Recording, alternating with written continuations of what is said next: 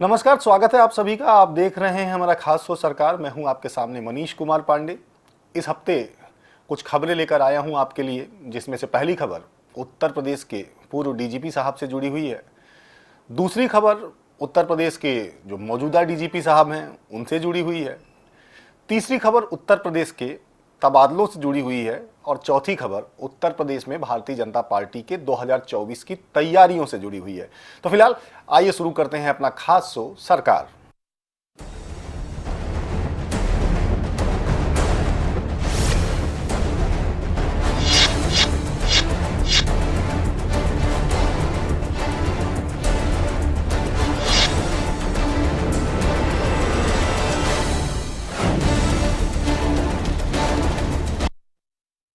कहा जाता है कि हर इंसान को दान करना चाहिए, दान पुण्य करना चाहिए। किसी जरूरतमंद को अगर आप कुछ देते हैं तो जाहिर तौर पर पुण्य मिलता है, पुण्य के भागी होते हैं आप। हिंदू धर्म में हमारे ये माना जाता है। लेकिन पिछले 2-3 दिनों से सोशल मीडिया पे एक खबर तैर रही है, और ये खबर उत्तर प्रदेश के पूर्व डीजीपी साहब से है। डीजीपी साहब बेहद ईमानदार और साफ सुथरी छवि के थे, लेकिन जब से ये खबर आई है कि उनकी बेटी को नोएडा में किसी ने करोड़ों का बंगला दान में दिया है, तब से उनके विरोधियों के पास ये यूं कहिए कि काम मिल गया है। जो अब तक उनके खिलाफ कुछ बोल नहीं पाए थे, अब वो तरह तरह की बातें कर रहे हैं। क्योंकि वजह ये भी है कि डीजीपी साहब लंबे समय तक उत्तर प्रदेश के कार्यवाहक डीजीपी रहे। जो उनकी पत्नी हैं वो भी आईएएस अफसर हैं, वरिष्ठ आईएएस अफसरों की में गिनती होती है, और सेंट्रल में इस समय डीओपीटी में तैनात हैं।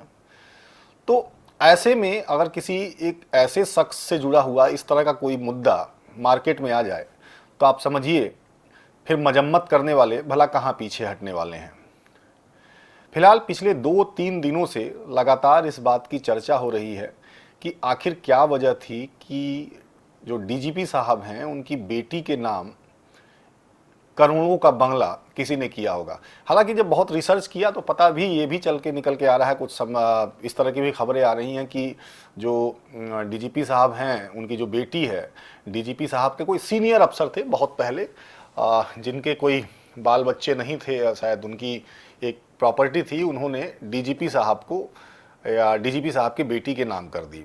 लेकिन अब सवाल ये उठता है कि ऐसी खबरें जब एकाएक सोशल मीडिया पर आती हैं तो जो तमाम विरोधी गैंग होता है वो सक्रिय हो जाता है, और लगातार डीजीपी साहब की बेटी के नाम से जो ये खबर चल रही है उसको लेके लगातार लोग पूर्व डीजीपी साहब के ऊपर हमलावर हो रहे हैं। बहुत सारे लोग उनकी ईमानदारी के ऊपर सवाल उठा रहे हैं, बहुत सारे लोग चुटकियां ले रहे हैं, बहुत सारे लोग मजे ले रहे हैं। लेकिन फिलहाल जो खबर निकल के ये आ रही है कि आखिर क्या वजह थी। कई लोग अपने अपनी अलग अलग कहानियां बना रहे हैं कि हो सकता है कि कोई डीजीपी साहब ने बड़ा काम किया हो, या हो सकता है एकाएक इतना बड़ा बंगला अगर किसी को गिफ्ट दिया गया है तो उसके पीछे कोई ना कोई वजह जरूर रही होगी।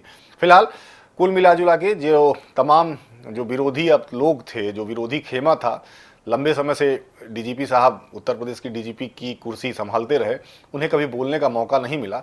लेकिन इस एक खबर से जो एक बनी बनाई इमेज थी डीजीपी साहब की, वो बहुत सारे लोग ख़त्म करने पर तुले हुए हैं। दूसरी खबर हमारी उत्तर प्रदेश की अफसरशाही से ही कह लीजिए, अफसरशाही से है। दरअसल मामला उत्तर प्रदेश के एक पीसीएस अफसर से जुड़ा हुआ है, वो पीसीएस महिला अफसर से जुड़ा हुआ है। दरअसल आपने देखा होगा कि 2-3 दिन पहले एक सोशल मीडिया पर लेटर वायरल होने लगा, कुछ स्क्रीनशॉट्स वायरल होने लगे, जिसमें उस महिला अफसर के पति ने ये आरोप लगाए कि उसकी पत्नी उसके हत्या की साजिश रच रही है। अब ये कहानी सुन के थोड़ा सा, ये बात सुन के थोड़ा सा सुनने में तो अजीब ज़रूर है, लेकिन जिस तरीके की पोस्ट, जिस तरीके की कहानियाँ निकल के सामने आई, वो सोचने पर मजबूर कर देती हैं। दरअसल पति ने ये कहा कि उसने बहुत मेहनत के साथ पत्नी को पढ़ाया लिखाया, उसे तैयारी कराई, और उसके बाद वो पीसीएस अफसर बन गई। पीसीएस अफसर बनने के बाद उसका अफेयर किसी और से हो गया, लिहाजा वो उसके साथ नहीं रहना चाहती है या साथ नहीं रह रही है, और वो उसके हत्या की साजिश रच रही है। उसने अफसर और उसके किसी जानने वाले के कुछ स्क्रीनशॉट्स भी सोशल मीडिया पर वायरल किए। अब पब्लिक देख देख के परेशान। सबको वो सूर्यवंशम फिल्म की कहानी याद आ गई कि जिस तरह से सूर्यवंशम में आपने देखा होगा अमिताभ बच्चन और उनकी पत्नी की कहानी हर हफ्ते टीवी पे आ जाती है। मुझे लगता है कि ये जोड़ा भी उसी से इंस्पायर था। और मैडम फिलहाल अफसर बन गई थी। काफ़ी देर देर तक खामोशी रही, काफ़ी घंटों तक खामोशी रही, जब ये स्क्रीनशॉट्स और ये पोस्ट सोशल मीडिया पर वायरल होनी शुरू हुई। उसके बाद मैडम की तरफ से तर्क आया कि पति उनका सफाई कर्मी है या मजदूर टाइप का है, इसलिए अब वो उसके साथ नहीं रहना चाहती और लिहाजा अब उसे ऐतराज भी नहीं होना चाहिए। हालांकि निश्चित रूप से भाई कानून है, अगर कोई किसी के साथ नहीं रहना चाहता है तो उसके भी तरीके हैं, उसके भी रास्ते हैं, अलग हो सकते हैं। लेकिन फिर एक नया ट्विस्ट आ गया। अब सोशल मीडिया पर एक डायरी के कुछ पन्ने वायरल होने लगे। उसमें बाकायदे हिसाब किताब लिखा हुआ था कि किस आदमी से कितना पैसा लेना है। अब आरोप मैडम के ऊपर ये लगाए गए कि हर महीने मैडम 6 लाख रुपए की वसूली करती हैं। अब उन चीजों में कितनी सच्चाई है, उस डायरी के पन्नों में कितनी सच्चाई है, ये तो बता पाना मुश्किल है। लेकिन जो बातें उसमें लिखी गई हैं कि धारा 80, पैमाइश, मुकदमा, आमतौर पर ये कामकाज जो है वो तहसीलों में ही होता है और तहसीलों में होता है और उसके इंचार्ज जो है एसडीएम ही होते हैं। तो ऐसे में अब जब ये मामला सामने आ गया तब मुझे लगता है कि अब थोड़ा सा मैडम असहज हो गई हैं और उनकी मुश्किलें भी बढ़ सकती हैं। जाहिर तौर पर अगर ये उनकी हैंड राइटिंग है, उनका लिखा हुआ है, तो अब हो सकता है कि मैडम साहिबा जो हैं उनकी मुश्किलें आने वाले दिनों में बढ़ जाएं।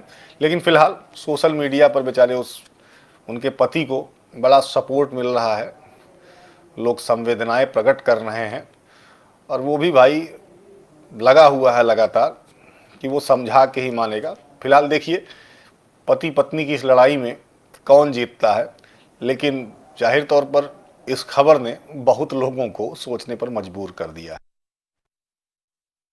हमारी अगली खबर जो है वो उत्तर प्रदेश के पुलिस फोर्स से जुड़ी हुई है। दरअसल राजधानी लखनऊ में आपने देखा होगा पिछले कुछ दिनों में कहीं लूट, कहीं छिनैती, कहीं डकैती, कहीं चेन स्नैचिंग, कहीं गोली मार देना, इस तरह की घटनाएं आम हो गई हैं। पब्लिक भी बेचारी परेशान, रोज़ अखबारों में पढ़ पढ़ के लोग परेशान, क्या हो गया है भाई। सरकार तो कानून व्यवस्था पर ही आई थी, ये कहा गया था, ये दावा किया गया था कि बेहतर कानून व्यवस्था हम देंगे प्रदेश के नागरिकों को, लेकिन इन घटनाओं ने आम आदमी को सोचने पर मजबूर कर दिया। लखनऊ पुलिस भी लगातार मुस्तैदी से लगी हुई है कि कोशिश है उसकी कि इस तरह की घटनाएं ना हो पाए, लेकिन फिर भी कोई ना कोई घटना हो जाती है। 2-3 दिन पहले लखनऊ में एक ही दिन में लखनऊ के 2 अलग अलग हिस्सों में लूट की घटना हुई। अब फिलहाल लगातार पेच कसे जा रहे थे ऊपर से, भाई देखो क्या हो रहा है, क्यों ऐसा हो रहा है। सारे तमाम अफसर जो है वो भी मुस्तैद थे, लगे हुए थे कि ऐसी घटनाओं को रोका जाए। फिलहाल पुलिस ने सक्रियता दिखाई और 24 घंटे के अंदर ही उस दोनों जो लूट कांड थे उसका अनावरण, मतलब जो पुलिसिया शब्द है अनावरण, मतलब गिरफ्तार कर लिया, अपराधियों को पकड़ लिया और उस घटना का खुलासा कर दिया। अब जहां लंबे समय तक इस बात की चर्चा हो कि पुलिस अपराध रोक नहीं पा रही, अगर 24 घंटे में पुलिस किसी आपराधिक घटना का खुलासा कर दे तो जाहिर सी बात है उसका प्रचार प्रसार तो होना चाहिए, अप्रिसिएशन भी देनी चाहिए, पुलिस फोर्स को अप्रिशिएट भी करना चाहिए। तो लिहाजा बाकायदे तमाम अफसरों ने प्रेस कॉन्फ्रेंस वगैरह की, अपनी बताया कि भाई देखिए हम लोगों ने, हमारी लखनऊ पुलिस ने 24 घंटे 48 घंटे के अंदर ही लूट का खुलासा कर दिया, सारे आरोपी पकड़ लिए गए। उसके बाद जो सूबे के डीजीपी साहब थे उन्होंने भी इनाम की घोषणा की। जो तमाम टीमें थीं, जो टीमें लगी और उन्होंने काम किया और अपराधियों को पकड़ने में मतलब मदद की, उन सबके लिए डीजीपी साहब ने 25,000 रुपये का पुरस्कार घोषित किया पुलिस टीम को। थोड़ी देर बाद एक और चिट्ठी आई, उसमें जो नाम थे पुलिस टीम में उसको देखकर फिर एक बार चर्चा शुरू हो गई। दरअसल 25,000 रुपए के पुरस्कार की घोषणा की गई और जो पकड़ने के लिए जो टीमें बनाई गई थी उसमें 25, 30, 40 लोग थे। तो वो जो सूची जब आई, जब वो सूची पब्लिक फोरम में आई, जब वो पत्रकारों के पास पहुंची, वो आम लोगों के पास पहुंची, तो एक तरह से जो तमाम अफसर थे जिन्होंने ये सूची जारी की, उनका माखौल उड़ने लगा। माखौल क्यों उड़ने लगा कि भाई 25,000 रुपए पुरस्कार की राशि, अगर आप भाई चलिए मान लिया 25 लोग हों, 20-25 लोग हों तो भी 1,000, 1,200 रुपए कुछ आ जाएगा। लेकिन जो लखनऊ के जो तमाम जिम्मेदार अफसर थे, उस डीजीपी के घोषणा के बाद उन्होंने तमाम 30-35 लोगों के नाम सार्वजनिक कर दिए कि भाई इतने लोगों ने इस लूट की घटना को अंजाम देने वालों को पकड़ा। तो उसके बाद जो तमाम भाई लोग थे भाई वो भी शुरू हो गए कि भाई डीजीपी साहब 500-500 रुपये अगर एक एक आदमी को आप पुरस्कार में दे रहे हैं तो 500 रुपये में तो एक मिठाई का कायदे का डिब्बा भी नहीं आएगा। लिहाजा कहीं ना कहीं जो लखनऊ पुलिस कमिश्नर की जो अफसर थे, उनकी गलती की वजह से जो उत्तर प्रदेश के मौजूदा डीजीपी साहब थे वो हंसी का पात्र बन गए। लिहाजा मुझे नहीं लगता कि जब डीजीपी साहब ने पुरस्कार की घोषणा की होगी तो उन्हें मालूम हुआ होगा कि इस लूट कांड को खोलने वाले इतने लोग लगे होंगे। लेकिन फिलहाल भाई पुरस्कार तो पुरस्कार है, चाहे वो 100 रुपये का हो, 500 रुपये का हो, या 1,000 का हो, या 1 लाख का हो। लेकिन फिलहाल डीजीपी साहब ने अच्छा काम किया, पुरस्कार की घोषणा की पूरी पुलिस टीम के लिए। ये अलग बात है कि कुछ गैर जिम्मेदार लोगों की वजह से यूपी के जो डीजीपी साहब हैं उनके ऊपर कुछ लोगों को उंगली उठाने का मौका मिल गया। एक बार फिर उत्तर प्रदेश में तबादलों का सत्र चल रहा है। शासनादेश जारी हो गया है, नियमावली बना दी गई है और जो तमाम जिलों में अफसर हैं, तैनात हैं, वो आजकल लखनऊ में देखे जा सकते हैं। पॉलिसी बनाई गई, हर विभाग में लगभग 20% लोगों का तबादला होना है और आपको तो पता ही है कि तबादलों पे हम लोगों की खास नज़र होती है, क्योंकि उत्तर प्रदेश में जब ये तबादला सत्र आता है तो इस तबादले सत्र को जो तमाम लोग हैं, वो लोग मतलब समझ रहे हैं, जो लखनऊ में जो लोगों की मीटिंग्स कराते हैं, एक दूसरे से मिलवाते हैं, उनके लिए ये एक उद्योग है। उद्योग इसलिए है कि जो तमाम ज़िले में तैनात अफसर रहते हैं वो मनचाही तैनाती के लिए लखनऊ की दौड़ लगाते हैं। अगर आजकल आप हजरतगंज के जो होटल्स वगैरह हैं लखनऊ में, अगर मुझे लगता है कि किसी होटल में चले जाए तो शायद आपको कहीं कमरा मिले, क्योंकि तमाम जो क्लास 1 से लेकर क्लास 2 तक के अफसर हैं वो इस समय लखनऊ में मौजूद हैं, चाहे वो कोई भी विभाग हो। क्योंकि हमने तबादलों को लेकर बहुत सारी खबरें आपको दिखाई हैं और हमारा जो 1-2 विभाग हैं, पीडब्ल्यूडी और सिंचाई विभाग, उस पर खास नज़र रहती है। तो आज हम पीडब्ल्यूडी की बात करेंगे, लोक निर्माण विभाग की। लोक निर्माण विभाग में तबादलों को लेके बड़े असमंजस की स्थिति है। उसके पीछे वजह ये है कि पिछले साल जो तबादले हुए थे उसके बाद विभाग के विभागाध्यक्ष से लेके कई अफसरों पर कार्रवाई हुई थी। विभागाध्यक्ष लोक निर्माण विभाग के मतलब पहली बार इतिहास में पहली बार लोक निर्माण विभाग के विभागाध्यक्ष को सस्पेंड किया गया था। हालांकि मुझे लगता है कि उत्तर प्रदेश का सबसे पुराना विभाग है। पहले अगर लोक निर्माण विभाग आप देखें, पहले का जो लोक निर्माण विभाग, तो जैसे चाहे वो उत्तर प्रदेश का बिजली विभाग हो, चाहे नगर विकास विभाग हो, रेलवे तक आप उम्मीद नहीं करेंगे कि रेलवे तक जो है लोक निर्माण विभाग में रेल तक आती थी। बहुत सारे विभाग उत्तर प्रदेश के उसी लोक निर्माण विभाग से निकल कर बने हैं। तो लिहाजा बहुत सारे विभागों में लोक निर्माण विभाग में जो कायदे कानून है उसी के हिसाब से काम किया जाता है।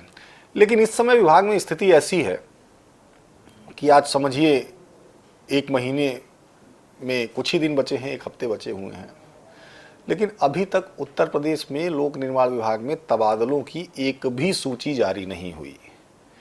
कुछ लोग प्रमोट हुए थे जिनकी तैनाती करनी थी, उसके लिए बाकायदे एक ऑनलाइन सिस्टम बनाया गया था, उसमें बुलाया गया, काउंसलिंग करके उन लोगों की पोस्टिंग कर दी गई। लेकिन उसमें भी ये हुआ कि जो पुराने जो अनुभव वाले अफसर थे उन्हें ऐसी जगहों पे भेज दिया गया जहां सबसे पहले फ्रेशर्स को भेजा जाना चाहिए था। मतलब कहने का मतलब ये है कि जो काम काज करने वाले हैं, जो विभाग में भी नया नया किसी पद पे आया है, उसे थोड़ा सा ट्रेन होने में टाइम लगता है। लेकिन फिलहाल ऑनलाइन तबादलों को लेकर खूब वाहवाही बटोरी गई। प्रमुख सचिव से लेकर विभागीय मंत्री तक उन्होंने खूब सीना चौड़ा होके करके और बताया कि देखो भाई, इस बार हमने ऐसे करके दिखा दिया, कहीं कोई उंगली नहीं उठा सकता है। लेकिन उसके अलावा भी तबादले होने हैं, ई के तबादले होने हैं, सी के तबादले होने हैं, एसई के तबादले होने हैं। लेकिन मामला यहीं फंसा हुआ है। अब विभाग के अफसर से लेकर विभाग के मंत्री ये नहीं समझ पा रहे हैं कि जो तबादला करना है वो करें कैसे। खबरें निकल के आ रही हैं कि पिछले बार जो कुछ लोग सस्पेंड किए गए थे, जो लोग रिटायर हो गए, ईएनसी लेवल का, उनकी बात अलग है। लेकिन जिन लोग जो तबादला कांड में जो लोग दोषी पाए गए थे उसमें कुछ लोगों को सस्पेंड किया गया था, वो भी आजकल आप अगर आके लोक निर्माण विभाग के मुख्यालय में देखेंगे तो उन सेक्शंस में बैठे हुए मिलेंगे। और सबसे जो चर्चा का विषय होता है लोक निर्माण विभाग में वो ई और सी की तैनाती का होता है। बाकी जेई और एई अभी तक जो सिस्टम चला आया था कि आता था कि एई और जेई की जो सूची होती थी वो विभाग में मुख्यालय में बैठे ही अफसर फाइनल करते थे, क्योंकि उन्हें पता होता था कि किसकी कार्य क्षमता कैसी है, किसे कहाँ रखा जा सकता है। उसमें बहुत लोगों को की समस्याओं को सुना जाता था। लेकिन इस बार स्थिति बड़ी विकट बनी हुई है। अभी तक कुछ दिन पहले, 2 दिन पहले एक ग्रुप बना लिया गया कि भाई 20% तबादले होने हैं, उसमें करीब 52 लोगों को जोड़ लिया गया, 52 लोगों को, और उनको ये कह दिया गया कि भाई कल आप सुबह 10 बजे आ जाइए और कल काउंसलिंग होगी, उसके बाद आप लोगों को सीनियरिटी के हिसाब से आपको दी जाएगी, लोकेशंस दिए जाएंगे, उसे चूज करना और कल आपकी पोस्टिंग हो जाएगी। लेकिन फिर पता चला कि विभाग के जो प्रमुख सचिव हैं और जो विभागाध्यक्ष हैं उन्होंने सारे लोगों को तो बुला लिया, लेकिन मंत्री को इस बात की जानकारी ही नहीं है। फिलहाल मंत्री जी नाराज हुए। मंत्री जी ने उस मामले को टाला कि भाई नहीं, मुझे जानकारी नहीं है। कैबिनेट मंत्री जतिन प्रसाद हैं इस विभाग के, और इसलिए इसे कैंसिल किया जाए भाई। तो मंत्री जी ने कैंसिल तो कर दिया, लेकिन अब मंत्री जी खुद ही कंफ्यूज हैं कि आखिर तबादले करे कैसे। सुना है आजकल जो भी जाता है उनके पास तबादलों की सिफारिश लेके विधायक, सांसद, मंत्री तमाम जाते हैं। सबका लोक निर्माण विभाग से अपना कुछ ना कुछ मकसद होता है, जाते हैं। तो हर आदमी से वो यही पूछ रहे हैं कि भाई आप ही सिस्टम बताओ, तबादला करे कैसे। अब जब मंत्री जी कंफ्यूज है तो जो उनके नीचे वाले हैं उनकी चांदी है। उन्होंने भाई अपने हिसाब से लिस्ट बना ली है, और मुझे लगता है कि आने वाले 2-4 दिनों में तबादलों की लिस्ट जारी भी हो जाएगी। लेकिन जैसे ही ये लिस्ट जारी होती है, आप देखिएगा इसमें से कितने अफसर अपने तबादलों को लेके हाई कोर्ट पहुंचेंगे, कितने अफसर तबादलों को लेके मुख्यमंत्री कार्यालय पहुंचेंगे, भगवान मालिक हैं उसकी। लेकिन कुल मिला जुला के ये खबर आपको बताने का मकसद बस यही है कि फजीहत से बचने के चक्कर में लोक निर्माण विभाग में जो तबादले होने हैं, उन तबादलों में सही ढंग से निर्णय नहीं लिया जा रहा है, और जिसका खामियाजा आने वाले समय में विभाग को उठाना पड़ेगा। क्योंकि देखिए, आज भी अगर आप थोड़ा बहुत, क्योंकि सोशल मीडिया पर ज़्यादा एक्टिव रहता हूँ मैं, थोड़ा बहुत देखेंगे आप तो आपको समझ में आएगा कि आज भी जब सड़कों की बात होती है तो लोग डिप्टी सीएम केशव प्रसाद मौर्य को याद करते हैं, और जब बिजली की बात होती है तो पिछले मंत्री श्रीकांत शर्मा की। फिलहाल देखिए आने वाले वक्त में क्या निकल के सामने आता है। लेकिन पिछली बार इस विभाग ने खूब फजीहत कराई थी सरकार की, विभाग की, और इस बार जिस तरीके से तबादले हो रहे हैं, ये महीना खत्म होते होते उत्तर प्रदेश का लोक निर्माण विभाग एक बार फिर चर्चा का विषय बनेगा। एक बार फिर उत्तर प्रदेश में भी भारतीय जनता पार्टी ने 2024 के लोकसभा चुनावों की तैयारियां शुरू कर दी हैं। आपने देखा होगा, खुद मुख्यमंत्री योगी आदित्यनाथ लगातार लगे हुए हैं, हर जिलों में उनके दौरे चल रहे हैं। क्या ईस्ट, क्या वेस्ट, लगभग लगातार वो बाहर ही रह रहे हैं और तमाम योजनाओं लोगों के बीच में जा रहे हैं और तमाम जो योजनाएं हैं उनका स्थलीय निरीक्षण भी कर रहे हैं। लेकिन बीजेपी जो पार्टी है वो अलग ढंग से 2024 की तैयारियां कर रही हैं।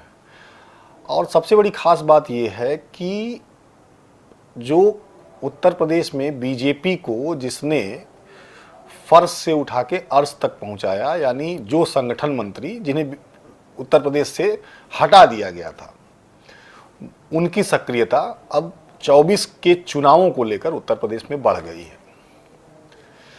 दरअसल हम इसलिए बता रहे हैं क्योंकि अभी 2 दिन पहले खबर आई कि जो बीजेपी का मेरा बूथ सबसे मजबूत कार्यक्रम है, उसकी समीक्षा बीजेपी के उत्तर प्रदेश के पूर्व जो संगठन मंत्री हैं सुनील बंसल कर रहे हैं। क्योंकि सुनील बंसल माना जाता है कि जैसे ही वो उत्तर प्रदेश में आए, और सुनील बंसल जब संगठन मंत्री थे और केशव प्रसाद मौर्य जब प्रदेश के अध्यक्ष थे, तो इन दोनों ने संगठन में ऐसा काम किया कि 2017 में किसी को उम्मीद नहीं थी कि भारतीय जनता पार्टी सरकार में आएगी लखनऊ यूपी में, लेकिन उन्हें असंभव को संभव करके दिखाया।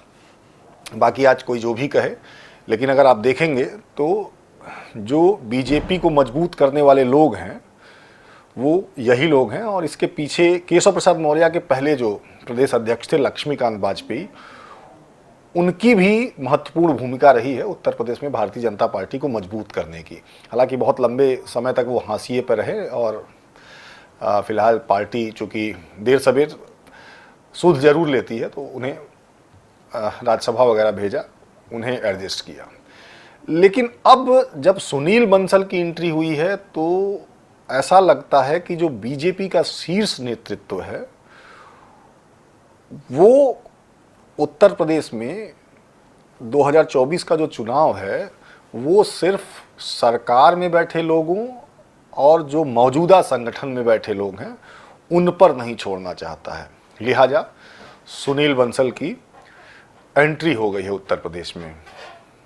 फिलहाल देखिए अब जैसा उन्होंने करिश्मा 17 और 19 में किया, वैसा करिश्मा फिर उत्तर प्रदेश में दोबारा देखने को मिलेगा कि नहीं।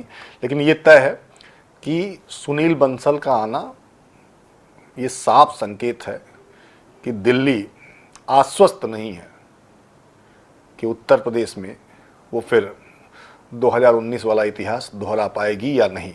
इसीलिए सुनील बंसल को एक बार फिर उत्तर प्रदेश की मॉनिटरिंग के लिए लगाया। फिलहाल इस हफ्ते हमारे पास इतनी ही खबरें थी जो हम आपके लिए लेकर आए थे। अगले हफ्ते फिर ऐसी कुछ खबरों के साथ आपके सामने एक बार फिर हाजिर होंगे। तब तक के लिए दीजिए इजाज़त। नमस्कार।